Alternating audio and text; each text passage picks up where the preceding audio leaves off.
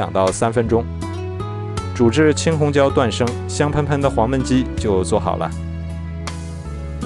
这样做的黄焖鸡肉，肉质滑嫩，汤汁也非常的鲜美。我们来尝一下看看，非常的入味儿，又鲜香。鸡肉和香菇的香味充分融合在了一起，鲜香又入味儿。汤汁用来泡饭也是非常的美味。如果你喜欢，也来试试吧。喜欢我的视频就关注我吧，谢谢您的支持。